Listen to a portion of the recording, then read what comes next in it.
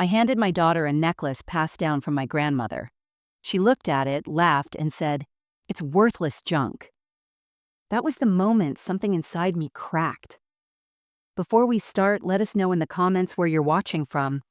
Don't forget to like, share, and subscribe for more powerful stories. I stood there in Jenna's living room, the velvet box in my hands trembling just slightly, though I kept my fingers steady so she wouldn't see. It was her birthday, her 35th, and I'd driven 2 hours with what I thought was the perfect gift. Something meaningful, something lasting. I'd even wrapped it in the same lace ribbon my own mother used when she gave it to me.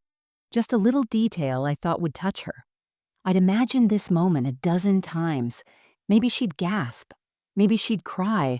Maybe she'd hug me and say she didn't deserve something so beautiful. Instead, she took the box, flipped the lid open like it was nothing, and squinted at the necklace inside, a delicate gold chain holding a pale opal pendant surrounded by small, time-worn diamonds. Then she laughed, a short, sharp laugh that felt like a slap. "This," she said, holding it between 2 fingers like it was sticky. It's just some old costume junk, right?" She looked over at her husband Aaron, who chuckled too, just enough to make me want to disappear into the carpet. "I thought you said it was a family heirloom," Jenna added, shaking her head. "You sure Grandma didn't get this from, like, a thrift store?" The room tilted. I didn't say anything for a moment. I was too stunned, too busy trying to keep the heat from rising to my face. I could feel my pulse in my ears. I looked down at my hands, suddenly unsure what to do with them. Everyone else in the room, her friends, Aaron, even Jenna, moved on, laughing, sipping champagne, scrolling their phones, like I wasn't there. I gently reached out and took the necklace back from her fingers, folded the lid of the box shut, and tucked it back into my purse without a word. And in that single moment, 1 second that didn't even seem to matter to anyone but me, something broke inside me. Not just sadness, not just disappointment. It was something deeper, something colder. For 35 years, I'd held onto that necklace like it was sacred. My grandmother gave it to me on the morning of my wedding. She was too frail to attend, but she pressed it into my hands and whispered, "Pass it on when it's time. She'll know it's love." I waited for the right time. I kept it safe through moves, hardships, divorce, layoffs. I never wore it myself, not because I didn't love it, but because I wanted it to remain perfect, waiting for her. And now? Now I stood in the middle of my only daughter's living room, surrounded by people half my age who barely noticed I existed, being told that the most meaningful thing I'd saved for her, for decades, was worthless junk. I said nothing. I smiled, I think, or maybe my face just froze in place to keep from cracking wide open. Later, when I drove home, the box sat beside me on the passenger seat. I didn't cry, I just drove in silence. Streetlights passed over the windshield, one after the other, each one making the box in my peripheral vision glint faintly, like it was trying to get my attention. That night, I placed it gently on my kitchen table. I poured a glass of wine, and I sat across from it, staring at it like it might speak. And that's when the thought crept in, soft at first, then louder. Maybe it was time I stopped waiting for others to value what I already knew was precious. Maybe the time had come to claim that value myself. Before that day in Jenna's living room, I honestly believed we were still close. Not in the way we were when she was little. No, those days had faded like the edges of old Polaroids. But I thought the bond was still there, buried under grown-up schedules and her endless deadlines. I told myself we were just in a busy season, that this was what life looked like with adult children. Back when Jenna was young, it was just the two of us. Her father died in a car accident when she was 7. I remember clutching her to my chest at the funeral. Her little fingers knotted in my hair while I whispered over and over, "It's just you and me now, baby. I've got you." And I did. I gave her everything. I worked at the local library during the day and waitressed part-time at night. There were months we lived off boxed pasta and shared one coat between us in winter, but Jenna never knew. I turned birthday cakes into magic and secondhand clothes into fairy tales. I saved every art project, every handprint. She was my whole world, and for a while, I was hers. Even as a teenager, she still came to me for advice. Breakups, college applications, friendship drama. I had a seat at her life's table. When she moved out at 22, she cried on the porch steps. "I'm going to miss you, Mom," she said. I held her face in my hands and whispered, "You never really leave the people who love you." But slowly, the calls got shorter, then less frequent. She still invited me for holidays and birthdays, but I stopped being her first call when something went wrong. Her tone changed. Not cruel, just distant, careful, like I was someone she respected but no longer needed. Still, I chalked it up to adulthood. I told myself it was normal. Whenever she visited, I'd cook her favorites: chicken pot pie from scratch, warm cornbread with honey butter. She always ate politely but never asked for the recipes, never asked how I was doing, and I never said a word about it. I didn't want to seem needy. I wanted to stay. Wanted. I remember the night I wrapped the necklace. I'd taken it out of the safe, polished the opal with a soft cloth, and held it up to the light. The stone shimmered blue and green like ocean glass. My grandmother had worn it during wartime, my mother on her honeymoon. I had it on the day I buried my husband. 3 generations of women, strength, resilience, memory. I sat on the couch and imagined Jenna's reaction. Maybe she'd gasp. Maybe she'd ask to hear the stories again. About Grandma hiding it in the lining of her coat during the war. About how it passed from hand to hand like a secret code of survival. I imagined us laughing, maybe even tearing up. A passing of the torch. A moment that mattered. For years, I'd been holding on to that necklace for this exact purpose. It was more than tradition. It was me saying, "Here's everything I've protected. Now it's yours." I thought giving it to her would stitch something tighter between us. I thought it would remind her who we were, who we still are. I realize now that I was clinging to an illusion. I thought love was enough, that the years of sacrifice, the memories, the scraped-together birthdays, and midnight lullabies would somehow be repaid with understanding, that the thread between mother and daughter was unbreakable.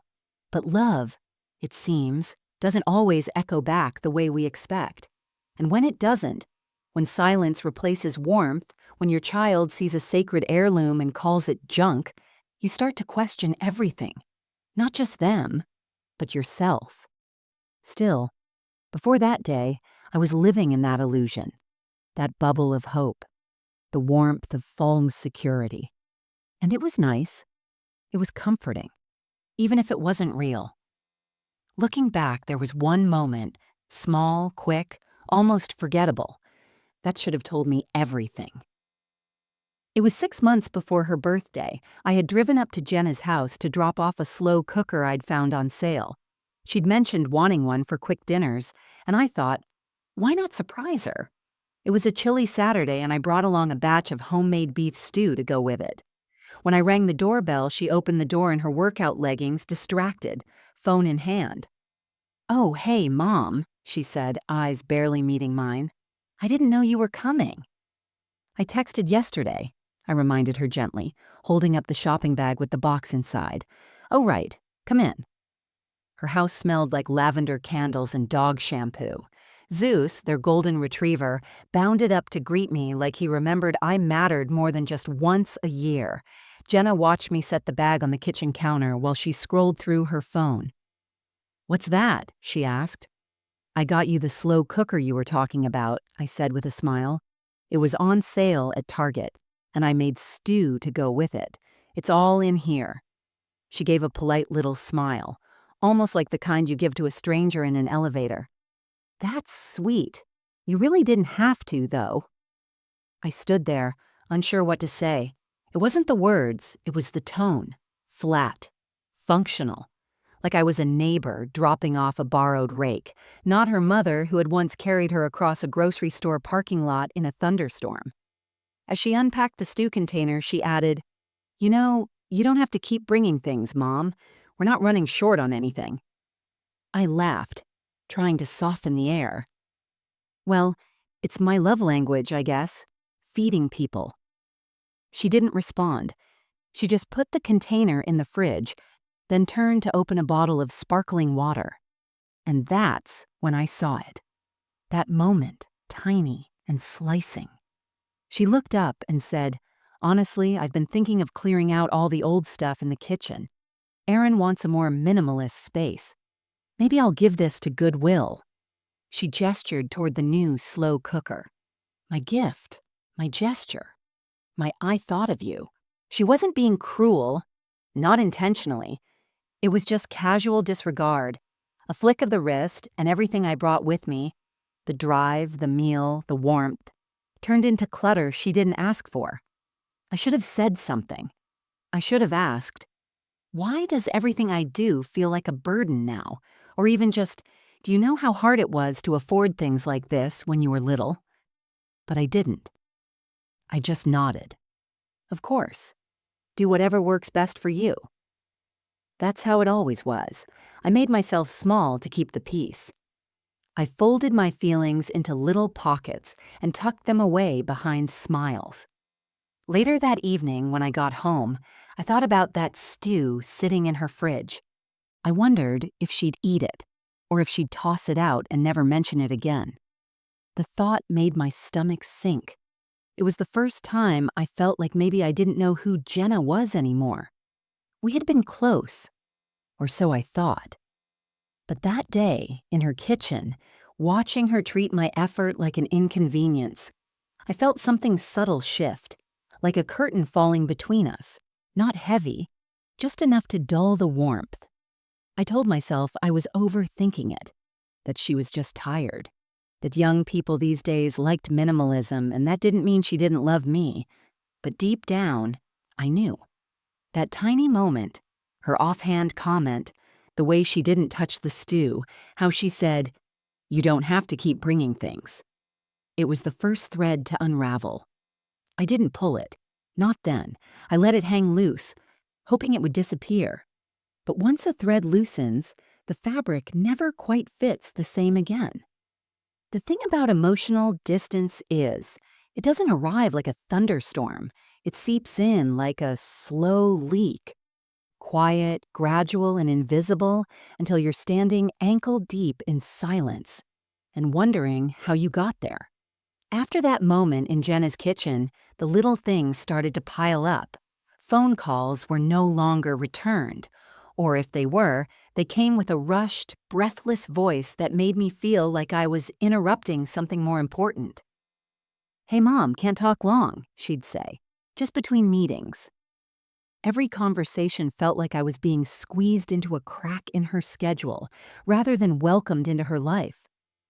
I noticed I stopped being included in the small moments. No more random photos of her garden, no updates about Zeus's vet appointments. She didn't ask how my back was doing after the physical therapy or if I'd ever gotten the roof leak fixed. Not because she was unkind, she just stopped noticing, and it hurt more than I admitted. It hurt when I saw pictures of her dinners out with Aaron and their friends.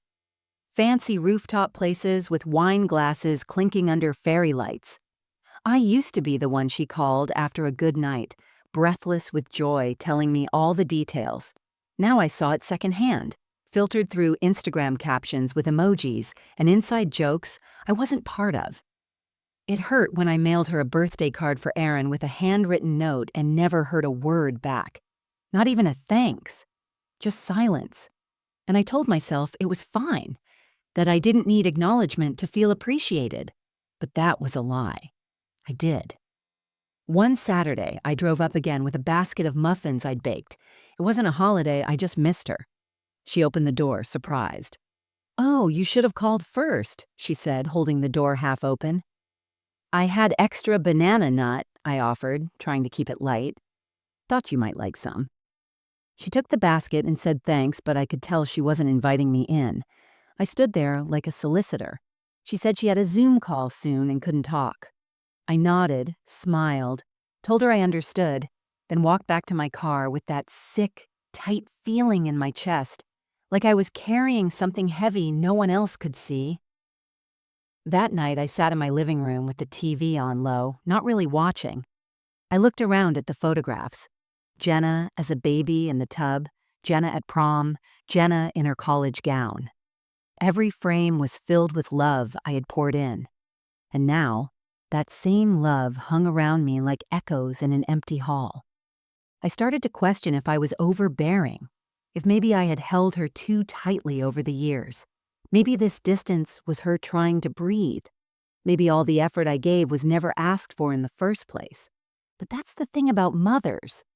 We give even when no one asks, because we remember when they couldn't even tie their own shoes or sleep through the night. Still, the hurt grew. Every time she forgot to call, every missed Happy Mother's Day that arrived 2 days late with a text that read more like an obligation than a gesture, they chipped away at something in me, not in loud, angry ways, quietly, like waves wearing down the shoreline. There was a point when I stopped reaching out first. I waited to see if she'd notice, if she'd ask how I was. Weeks passed, then a month. Nothing. No check-in, no call. It was then that I realized something that broke me even more than her silence. She wasn't angry with me.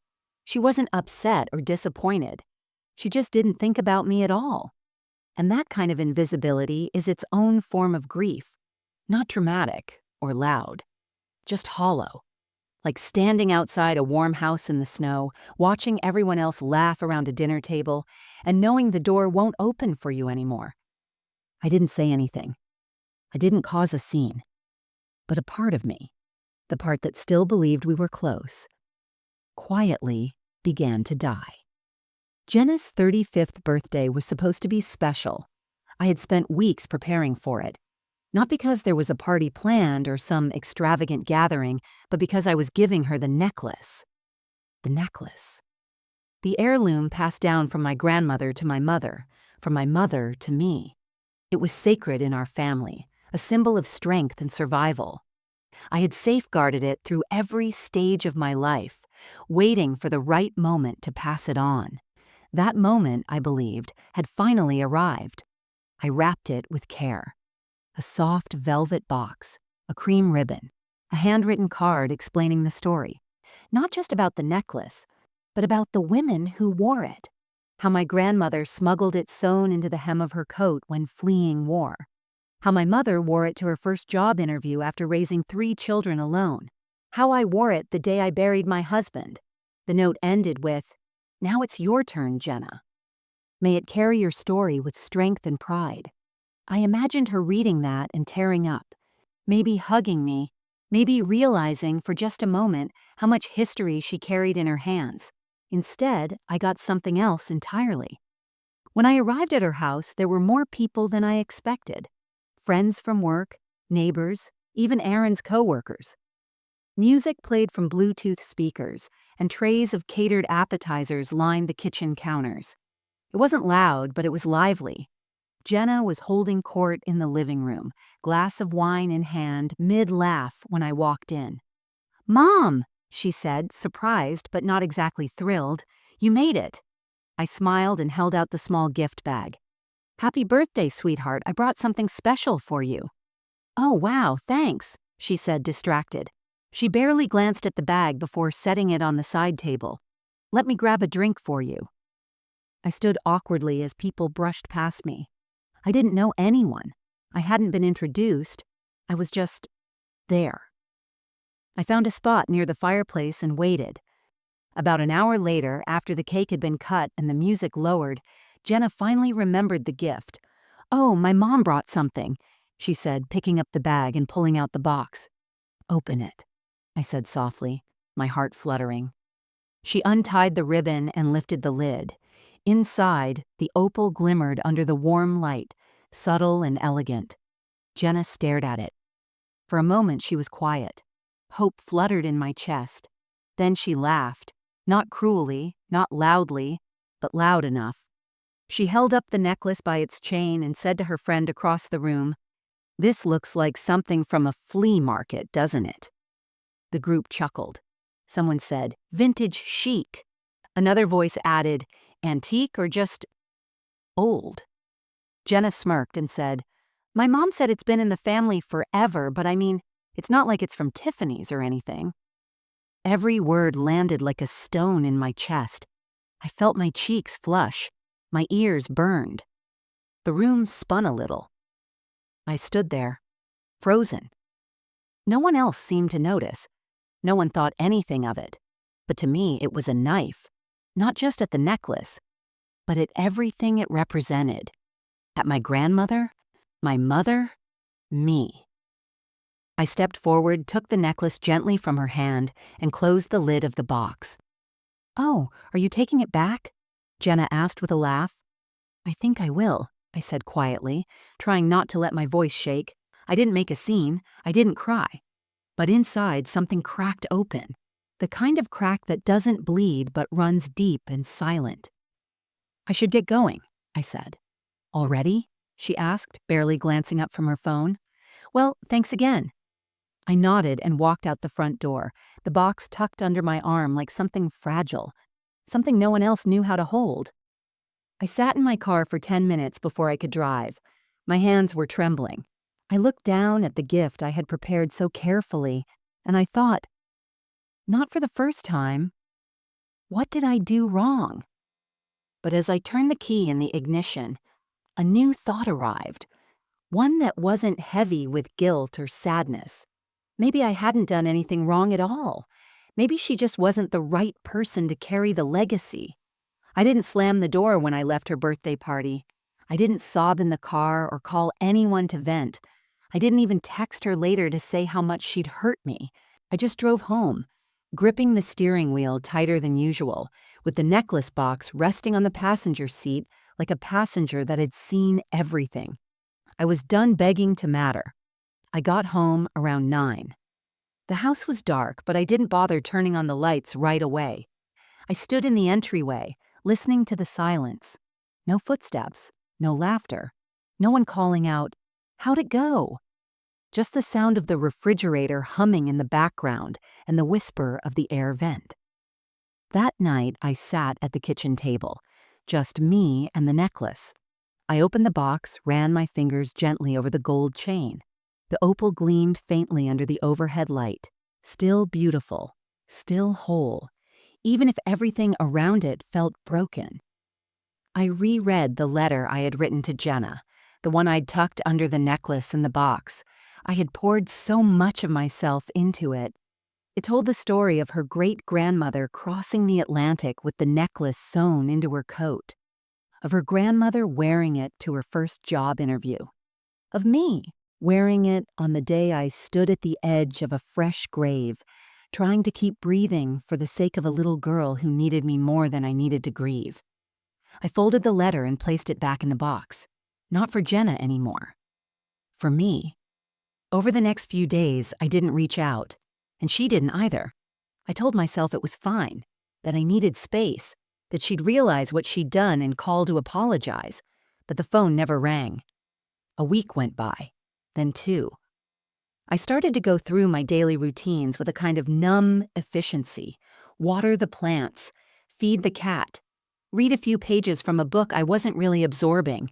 Every day looked like the last, quiet, repetitive, small, but there was a shift happening inside me. It was subtle, like a gear turning after being stuck for too long. I began to ask myself a question I'd never dared to say out loud before. What if she's never going to be who I thought she'd be? It wasn't bitterness, it wasn't even anger, it was clarity, sharp and clean. For years, I had twisted myself into someone easier for her to love, someone who didn't ask for too much, someone who gave and gave, hoping she'd eventually see me. But now I started to ask another question. What if I stopped trying? What if I let go? I cleared out the guest room that had always been Jenna's room for when she visited, even though she hadn't stayed the night in years. I boxed up the framed photos from her childhood, not with spite, but with quiet acceptance. I folded away the quilt I made her in college and placed it on a shelf. It felt like closing a door, not slamming it, just gently shutting it. And the oddest thing happened. The house started to feel lighter, not happier, but freer. One afternoon, I went to the park with a thermos of tea. I watched the ducks glide across the pond and thought, this is what peace feels like. Not joy, not healing, just peace. The kind that comes when you stop banging on a door that will never open. I wasn't angry at Jenna. I wasn't even disappointed anymore. I was just tired of holding my breath. People assume that when a mother lets go, it's because something broke dramatically. But the truth is quieter. It's walking away not because you hate them, but because you finally remember how to love yourself. I didn't announce anything. I didn't write a long, emotional email. I didn't make a scene. I just stepped back, stopped calling, stopped sending little gifts, stopped trying to fill a space in her life where I was no longer wanted. And when no one noticed I'd gone, not even Jenna, I knew I'd made the right choice. Sometimes letting go isn't a moment of weakness. Sometimes it's the first moment of real strength. The day I realized I was truly alone wasn't marked by anything dramatic. There was no loud argument, no slammed phone, no tearful goodbye. It was a Tuesday, late afternoon. I had just returned from the grocery store. My small paper bag of items, half a loaf of bread, some soup, a banana, and a bouquet of grocery store daisies, sat on the passenger seat. I bought the flowers out of habit. I used to bring Jenna daisies after her dance recitals, college exams, or bad breakups. I hadn't thought of her when I picked them up, but somehow she was still there in the gesture. When I got home, I placed them in a chipped white vase by the window. The sun was starting to set, casting gold across my living room in that way that makes everything look more beautiful than it feels.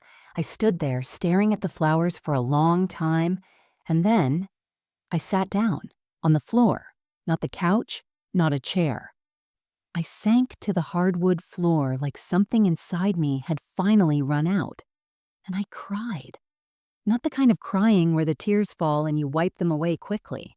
Lucinda. This necklace was hidden in the hem of my coat when I escaped Vienna. It fed us for weeks when I pawned it, only to buy it back when your mother was born. I wore it again when we came to America. It's been with me through war, hunger, birth, and love.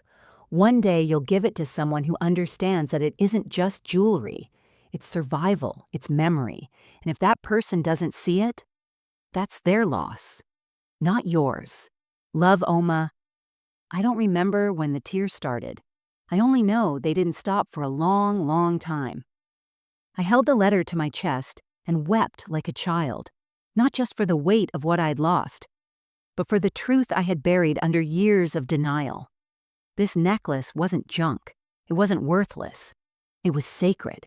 My grandmother's journey was stitched into every link of that chain. Her courage, her hunger, her sacrifice, my mother's pride, my own pain. All of it was suspended in that opal like a tiny fossilized universe. And I had offered it to someone who laughed. Not because Jenna was cruel. I know she didn't mean to hurt me, but because she couldn't see what it truly was. She didn't understand what she was holding. And for the first time, I realized that was okay. Not everyone is meant to carry certain legacies. Some hands are not ready to hold what others bled to protect. I took the letter and the photo downstairs. I laid them on the dining table next to the necklace box. For the first time since Jenna's birthday, I opened the box without shaking. I looked at that opal, soft, glowing, quiet, and felt something return to me. Not Jenna's love, not the past, myself. I knew then that I was done begging to be seen. I wouldn't tuck myself into her life like an old receipt she might one day fish out and reconsider. I would honor my own story, my grandmother's story, my mother's, even if no one else did. And as I held the letter in my hands, I smiled through the tears. Oma had known. She had written it decades ago, knowing this moment might come. She had left me not just an heirloom, but a map back to myself. After reading Oma's letter, I didn't move for a long time. I sat at the dining table, the necklace and photo beside me, with a cup of untouched tea growing cold in my hands. The pain was still there, the ache of being dismissed, the quiet grief of becoming invisible to your own child. But something inside me had shifted. It wasn't loud or sudden, it was gentle, like the first moment your eyes adjust to morning light. For so long, I had been waiting for Jenna to look at me and see me, not just as her mother, but as a person, as a woman, as someone with a history, a heartbeat, and a story of her own. And in that waiting, I had shrunk myself. I had tiptoed around my own worth, thinking maybe if I was quieter, more agreeable, more helpful, maybe then she'd remember who I was. But Oma's words were like a key turning in a lock that had rusted shut. If they don't see it, that's their loss, not yours. That line clung to me for days. I started waking up earlier, not out of obligation or habit, but because I wanted to. I opened the curtains, let the light in. I began walking again, not just to fill time, but to breathe fresh air, to listen to birdsong, to remember that life was still happening all around me. I stopped checking my phone for missed calls from Jenna. I stopped waiting for texts that wouldn't come. I took a small journal out of a drawer and began writing again. Nothing dramatic, just a few lines each morning. A memory, a line from a book, a question I'd never let myself ask before. One day, I wrote, "What do I want now that no one is watching?" The answer came slowly, then all at once.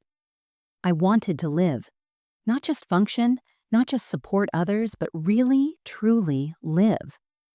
I pulled the necklace out of the velvet box and wore it for the first time in over a decade, not for a special occasion, just because I wanted to feel its weight, to remind myself that I came from women who survived storms, who stitched their strength into silk linings and stood tall in borrowed coats.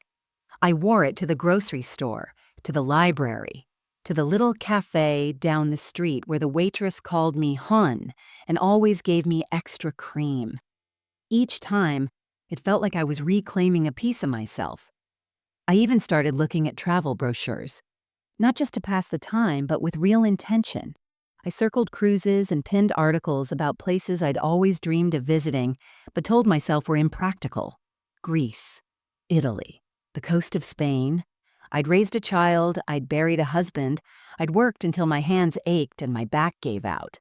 Why had I convinced myself that adventure was something reserved for other people? One afternoon, I walked into a local antique shop with the necklace in hand, not to sell it, not yet, but to ask questions. The man behind the counter adjusted his glasses and took his time examining it. When he finally looked up, he said, "You've got something rare here. Wartime origin, European craftsmanship. And this opal, do you see how it catches the light like fire underwater? That's not common." He named a number, a big one. I didn't react. I simply nodded and thanked him. I walked out of the shop with my heart beating louder than it had in months, not because of the money, but because for the first time in years, someone had seen the value in something I had protected for a lifetime. And in that moment, I saw it too, in the necklace, in my story, in myself. I didn't rush to sell it. I didn't text Jenna. I didn't explain anything to anyone, because this awakening wasn't about them. It was about me, standing at the edge of a new chapter I never thought I'd get to write. Not as a mother, not as a wife, but as Lucinda, a woman who had finally remembered that her worth was never meant to be proven, only lived. Change didn't come with a dramatic announcement. There was no bold declaration on social media, no heartfelt letter to Jenna explaining how I'd finally found myself. It came quietly, like spring thawing winter, slow, steady, undeniable. I didn't tell anyone what I was planning, not because I was hiding anything, but because, for once, I wasn't doing this for anyone else. I wasn't looking for validation. I wasn't waiting for permission. I was simply moving forward. It started with research. I opened my laptop and typed "how to sell antique jewelry" into the search bar. I read articles, watched videos, and took notes. I learned the difference between an appraisal and a valuation, between a consignment and a private sale. I made appointments with 3 separate appraisers in the city, each in a different neighborhood, spaced out over 2 weeks so I could compare what they told me. I wore the necklace each time, not to show it off, but because I wanted it close to me until I was sure I was ready to let it go. Each appraiser told a version of the same story. The opal was rare. The chain was handcrafted. The provenance, its European wartime roots, increased the value substantially. And when they each named similar price ranges, I knew it was real. $37,000. That was the average estimate. It stunned me, of course, but also, it didn't. I knew what that necklace was worth. Not just in dollars, in weight, in memory, in the stories it carried that no one else had taken the time to learn. I held on to that number quietly, tucking it into the pages of my journal like a pressed flower, a symbol of all that had been hidden and was now revealed. Next, I began downsizing.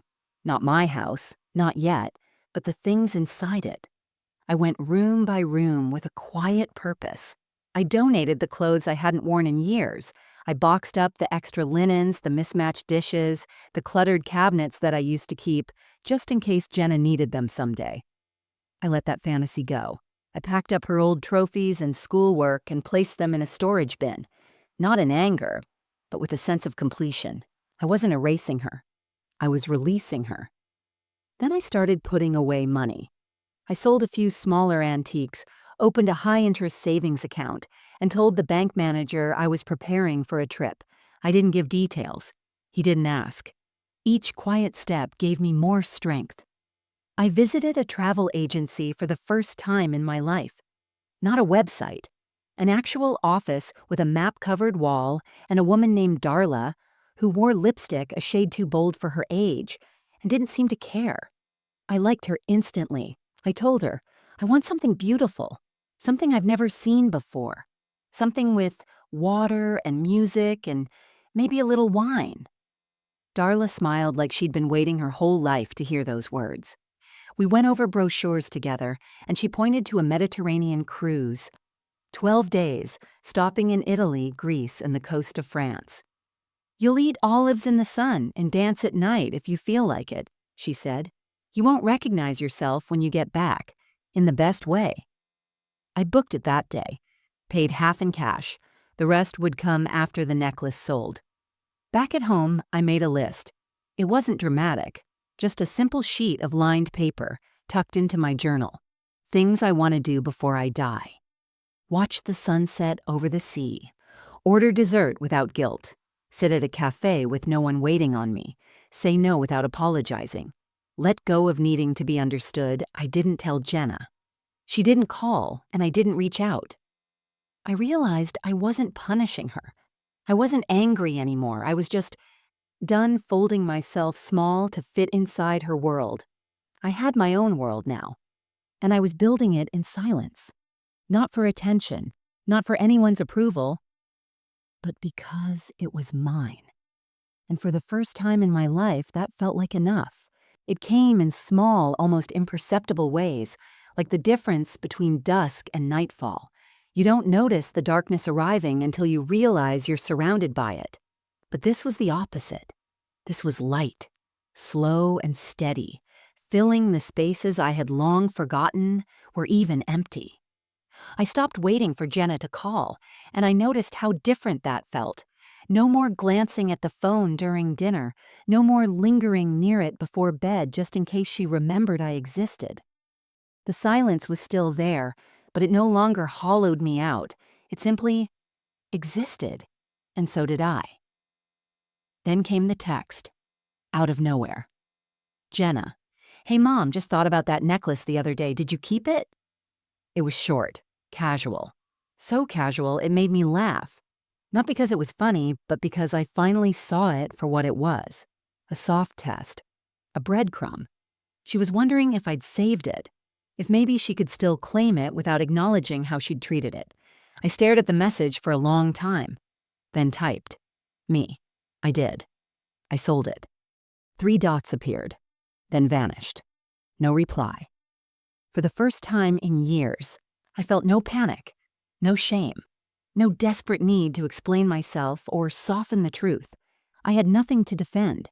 That necklace had been dismissed, mocked, and disregarded. And now? It was the ticket to my liberation. I didn't owe her a story she had no interest in hearing. I didn't owe her a second chance to ridicule something sacred. Later that night, I checked my email and saw the final confirmation from the jeweler. The transaction had gone through. The money was wired to my savings account, $37,000. I sat at my kitchen table, logged into my online bank account, and stared at that number. Not because of what it could buy, but because of what it symbolized. Proof that I hadn't been foolish. Proof that my instincts, my memories, my story, they were real and they had value, even if Jenna never saw it. I took a deep breath and smiled, the kind of smile that doesn't need to be shared with anyone to feel full. That week, Jenna called. I let it go to voicemail. She didn't leave a message. The power hadn't shifted in a way that required confrontation or grand declarations. It shifted in the way I moved now, the way I answered, or didn't, the way I no longer walked around with my shoulders curled inward, waiting to be welcomed. I no longer needed to be invited into a life I helped build. I had begun building my own. I went shopping, not for clothes or gadgets, but for a suitcase, a big, beautiful burgundy one with smooth wheels and a telescoping handle. The kind of suitcase you buy when you know you're not coming home the same person you left as. The clerk smiled at me as I tested the handle. "Going anywhere fun?" she asked. "Yes," I said. Finally. That night, I made a packing list. I printed my itinerary. I practiced simple Italian phrases in the mirror. I lit a candle and played soft jazz and poured a glass of wine. Not to celebrate anything specific, just to mark the moment. I had taken my life back, not in fire and fury, but in stillness, in decisions, in choice. And those around me began to notice. The cashier at the grocery store said, "You've got a glow about you these days." A neighbor waved at me with more warmth than usual. Even the barista at the cafe asked what I was reading lately and called me by name. The world responds differently to a woman who has stopped shrinking. I hadn't cut Jenna out. I hadn't made any final statements. I just stopped orbiting her. And that absence, the quiet withdrawal of my effort, my energy, my endless reaching, was louder than any argument could have been. She hadn't lost me in one day. She'd lost me over years of indifference. And now that I was gone, truly gone, she was starting to feel the space I used to fill. The power hadn't made me bitter. It made me free. It happened in the simplest of ways. No raised voices, no accusations, no drama. Just 2 women standing in a kitchen, one finally at peace, the other finally beginning to understand what she'd lost. It was 2 weeks before my cruise. I had just returned from picking up my travel documents when the doorbell rang. I wasn't expecting anyone, and for a moment I thought about not answering it. But something told me to open the door. It was Jenna. She stood there holding a coffee cup, dressed in her business casual clothes like she had come straight from work. Her hair was pulled back in a sleek bun, and there were faint shadows under her eyes. She looked tired. A different kind of tired than I remembered. Not just from work or lack of sleep, from the weight of something left unsaid. "Hi, Mom," she said, her voice more tentative than usual. "Hi." There was a long pause before she held out the coffee cup. "I brought your favorite. Hazelnut, right?" I nodded and stepped aside, motioning for her to come in. She walked slowly, glancing around the living room like she hadn't really seen it in years, as if she was noticing the framed photographs, the stacked books, the new burgundy suitcase standing beside the coat rack. She sat at the kitchen table while I made myself a cup of tea. We didn't speak at first, just sat with the soft sounds of the kettle and the faint ticking of the clock. Finally, she cleared her throat. So, you sold it? I knew what she meant. I did, I replied calmly. She nodded, her eyes dropping to the surface of the table. Was it worth anything? I let a beat pass before I answered. $37,000. Her head snapped up. You're kidding. I looked her in the eye. I'm not. Jenna blinked. Wow. Another long silence stretched between us. I didn't realize it was worth that much, she said. I know, I replied. She seemed to shrink a little, her shoulders curling in. I was just being sarcastic that day. I didn't mean to offend you. I thought it was just junk. I finished for her, but my tone was gentle. She winced. Yeah. I sat down across from her, folding my hands in front of me. You didn't hurt me because you thought it was junk, Jenna. You hurt me because you didn't ask what it was. You didn't care enough to listen. You laughed at something that meant the world to me, and then you moved on like it was nothing. She swallowed hard. I didn't know. I know you didn't, I said. That's the point. She looked like she wanted to say something more, but the words didn't come. I'm not angry, I continued. Not anymore. But I'm not the same mother you had 5 months ago. I'm not trying to fit into your life like a piece of furniture you forgot you owned. Her eyes began to water, but I didn't move to comfort her. Not because I didn't love her, but because this moment wasn't about soothing anyone. It was about truth. I used to shape my world around yours, around being useful, around being wanted, but I realized I was waiting to be invited into a life I already helped build. She wiped at her cheek. I didn't mean to make you feel like that. You didn't make me feel anything, Jenna. I allowed myself to believe that if I just kept giving, you'd remember how to see me. I reached into a drawer and pulled out the cruise itinerary. I'm going to Italy, then Greece, then France, I said, sliding the paper across the table. She looked at it in silence, scanning the names of cities she hadn't known I dreamed of visiting. I sold the necklace, and I'm using the money to do something I've never done, I said. Something just for me. Her voice cracked. You didn't even tell me. I met her eyes. Would you have listened? That was the moment she broke. She covered her face with her hands and let out a soft, muffled sob. Not loud, not dramatic, but real. And I just sat there, not to judge, not to gloat, just to witness. That's what power feels like, I realized. Not control. Clarity. The ability to speak your truth without needing it to be understood or approved. I stood up, placed a gentle hand on her shoulder, and said, I still love you. I always will. But I'm not asking to be seen anymore. Then I walked upstairs and left her with her coffee, her tears, and the hollow echo of her own silence. I didn't tell many people I was leaving the country. Just my neighbor, Carol, who would water the plants and check my mail while I was gone. She hugged me tight at the door and said, About time, Luce. I smiled. I didn't feel like I was running away from anything. I felt like I was finally walking towards something. The morning of my flight, I stood at the edge of my driveway, suitcase by my side, staring at my little house with its peeling shutters and lavender bushes blooming like they always did this time of year. Everything was still, familiar. But inside, I was someone new. I took one last look, whispered, "Thank you," and stepped into the cab. 12 hours later, I was watching the sunset over the Adriatic Sea from the deck of a cruise ship that smelled of salt and wine and freedom. The breeze tugged at my scarf. I leaned against the railing and let myself breathe in a way I hadn't in decades. I wasn't someone's mother in that moment. I wasn't waiting for a phone call or filling an empty room with noise just to feel seen. I was me, and that was enough. One afternoon in Naples, while sipping espresso outside a cafe, I found myself scribbling a letter, not to Jenna, but to her daughter. My granddaughter, Clara, just 10 years old. We hadn't seen each other in a while, but I remembered her sticky fingers clutching picture books, her giggles when I baked cookies. Clara was young, but her heart was soft, curious, untouched by the cold edges adulthood sometimes carves into us. The letter was simple. Dear Clara, one day when you're older, there are things I hope you'll understand. Not all treasure looks like gold. Not all love sounds like fairy tales. Sometimes the most valuable things are the ones other people overlook. I hope you learn to listen, to ask questions, to honor stories that weren't written in your lifetime.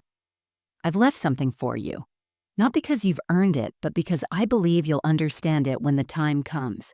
It's not money, it's meaning. And if you ever wonder where you come from, open the letter that comes with it. You'll know what to do. Love always, Grandma Luce. I folded the letter and tucked it into a small leather pouch with a copy of Oma's original letter and the old black and white photo of her in front of the bakery. I placed the pouch in a lockbox at the bank when I returned home, along with one more thing, a deed of donation. I had decided not to pass the remaining heirlooms down through Jenna. I had contacted a local history museum that specialized in immigrant stories and wartime artifacts. They were honored to accept the other jewelry, letters, and even Oma's old sewing kit. But I made one request, a small plaque bearing our family name with 4 generations listed, ending with Clara. It would remain sealed until Clara turned 18. Jenna wouldn't know about any of this until then. She'd had her chance to care. She had laughed at the legacy I had protected. She'd seen junk. But Clara would see something different. A few days after I returned from Europe, I got a voicemail from Jenna. Hi, Mom. I heard from Clara's school that she's writing a report on family history and wanted to ask about that necklace again. I guess I just wondered if you'd reconsider. Call me. I didn't call her back. Not out of spite, but because I no longer lived in the story where I had to fix everything. Justice doesn't always come in courtrooms or grand gestures. Sometimes, justice is choosing who receives your legacy.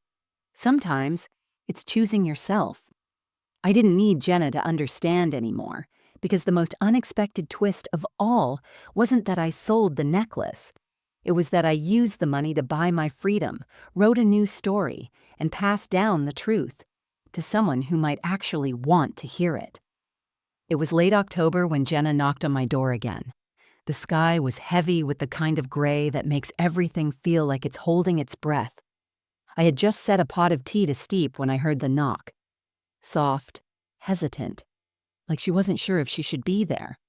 I opened the door, and there she stood, bundled in a coat I recognized from years ago. Her hair was tucked into a knitted hat, her eyes tired in a way that went beyond sleep. Hi, she said, her voice fragile. Hi? For a moment, neither of us moved. Then she held up a plastic folder. It's Clara's school project, she said. Family history. She asked about the necklace. I stepped aside and motioned her in. She walked slowly into the living room, looking around like she was seeing it for the first time. The furniture hadn't changed, but something in the air had. Maybe it was her, maybe it was me. I poured her a cup of tea without asking how she liked it. I didn't need to anymore. I knew her preferences hadn't changed, but I had. She sat on the couch and set the folder on her lap. Clara keeps asking questions I don't know how to answer. About Oma, about you. She asked why she's never seen that necklace you told her about. I nodded slowly. Clara is curious. That's good. She's more than curious, Jenna said, her voice cracking. She's angry. She said I threw away something important. I took a sip of tea and let the silence stretch. Not unkindly, just deliberately. She looked at me. Really looked at me. I didn't know what I was doing, she said, when I laughed at the necklace. I thought it was just an old piece of jewelry. I didn't know what it meant to you. You didn't ask, I said gently. She flinched, not because the words were cruel, but because they were true. I know, she whispered. She looked down at her tea, and for a moment I saw the girl she used to be. The one who used to fall asleep on my lap during thunderstorms. The one who used to write me handmade cards and beg me to stay 5 more minutes at bedtime. I've been selfish, she said, her voice small. I've taken you for granted for a long time. I didn't rush to comfort her. I didn't tell her she was forgiven or that everything was okay. Instead, I said, I've stopped needing anything from you, Jenna. That's not a punishment. It's just peace. She blinked, tears gathering in her eyes. I know I can't undo what I said, or how I made you feel, but I'm trying. Clara's making me see things differently. She's got your fire, I said, allowing a small smile. She really does, Jenna said, managing a laugh through her tears. She told me if I didn't at least try to make things right, she'd write about you for the whole project and not mention me at all. That made us both laugh, a fragile, genuine sound that felt like sunlight cracking through heavy clouds. I don't expect you to trust me right away, Jenna added. But if you ever want to talk or come over or even just write something for Clara to read, I'd be grateful. I didn't give her an answer right away. I just nodded slowly. After a while, I stood and walked to my bookshelf. I pulled out a worn notebook, the one I'd filled with memories, letters, recipes, and stories from our family. I handed it to her. For Clara, I said, when she's ready. Jenna held the notebook like it was made of glass. Thank you. She stood to leave, pausing at the door. I know I don't deserve your trust, she said, but I hope, someday, I can earn it back. I looked her in the eye. You don't have to earn it. You just have to show up and keep showing up. She nodded. Then she left. I closed the door behind her and stood in the quiet, feeling no urgency, no ache, just calm. She had come not with excuses, but with truth. And that was enough for now. The cruise photos sit in an album on my coffee table now, not because I want to show them off, but because they remind me of something I never thought I'd reclaim, my sense of wonder. There's one photo in particular I keep going back to. I'm standing on a stone balcony in Santorini, the sea behind me an impossible blue, the sun warm on my bare shoulders. I'm smiling. Not politely, not for the camera, really smiling.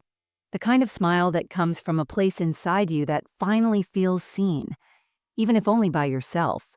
Sometimes I wonder what my younger self would think if she could see me now, the Lucinda who worked 2 jobs to keep the lights on, the Lucinda who stayed up late sewing Halloween costumes, the Lucinda who kept waiting for gratitude that never came. I think she'd be surprised, and maybe a little proud.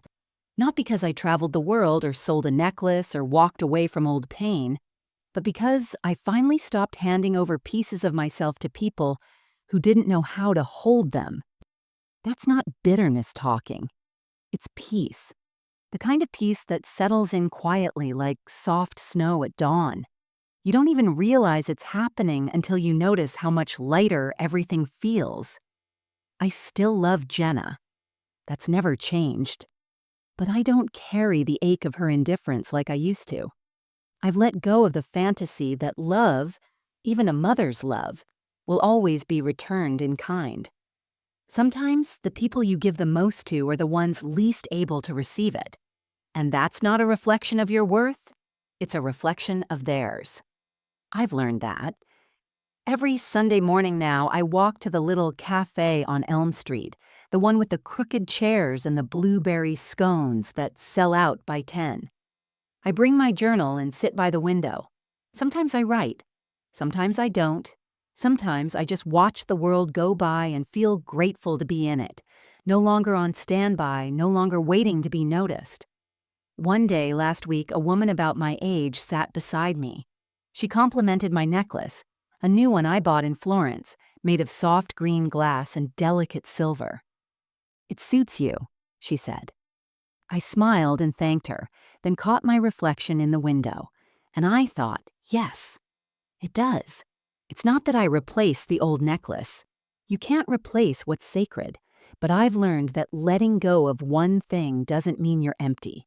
It means you're making room for new things, new places, new joy. A few days ago, I received a letter in the mail. It was from Clara. It wasn't long, just a folded page in bright purple ink. "Grandma Luce, thank you for the stories. I want to wear the necklace one day, but mostly I want to be the kind of woman you are. Love, Clara." I read it 3 times, then pressed it to my heart. She'll get the necklace someday. The story, the legacy, the history woven into a chain in stone. But more importantly, she'll get the truth. Not just about who we were, but who we chose to become. And that's what legacy really is, isn't it? Not heirlooms, not money, not old photos and dusty boxes. It's the stories we tell, the courage we find when no one is clapping, the quiet decision to choose yourself, even when no one else does. I'm no longer waiting for closure, or apology, or recognition. I have all the validation I need, not in someone else's words, but in my own breath. I survived. I changed. I lived. And somewhere across town, my granddaughter is writing a story about the women in her family. Not the perfect ones, but the brave ones. That's enough. That's everything.